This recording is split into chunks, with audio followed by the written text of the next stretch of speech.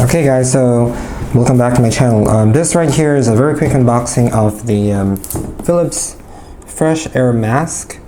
I bought it here in Singapore at an electronics store called Best Denki. Apparently this is only for the Asian market because when I looked at English reviews, the only reviews out there are from Singapore and India.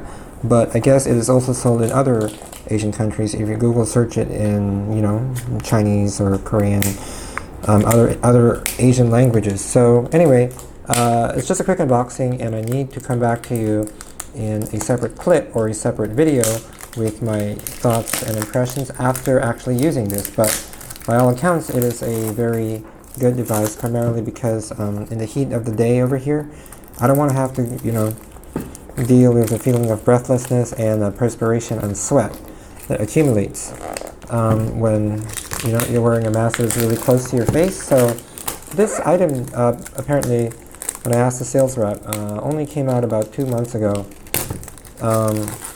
and I think it's not out in other parts of the world right now, but they had a pretty cool demo in the store showing like the how the product works, and actually this is the closest thing to an actual face mask, a non-electronic face mask that I could find.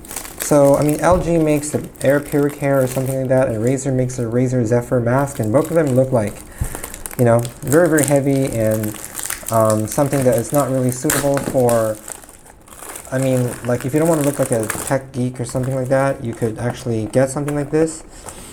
And this looks like just like a regular cloth mask. The inside is white, and when I got it, it comes with 5 filters. The sales rep told me that each filter lasts for about 120 hours. Especially, it depends on the PMI. So if the PMI is like relatively low, it can last for 120 hours. But if the PMI is high, that's a pollution standards index or something, the PSI or something. Then of course you're going to have like, you could have half of that, which is 60 hours, but normally it's 120 hours, which would get you about 10 days if you're outside for 12 hours a day.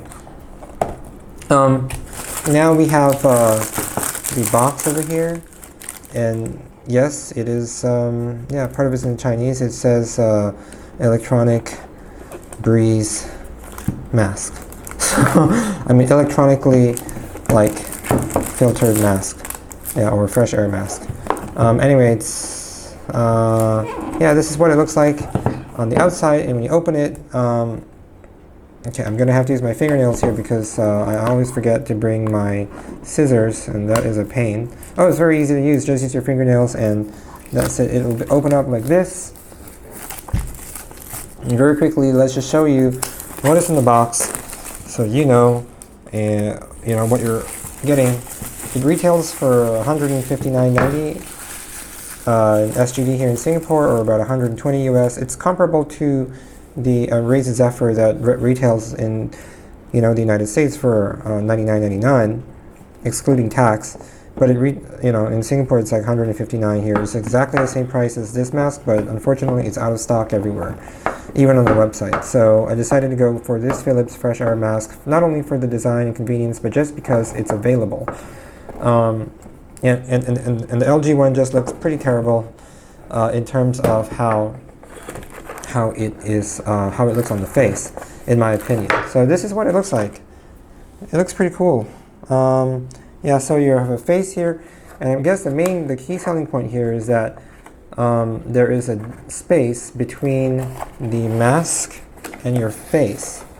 So how it works is that because of this space, your lips, oops, I don't know if you can see this, but your lips do not get into contact with the filter itself. Instead, there's a gap.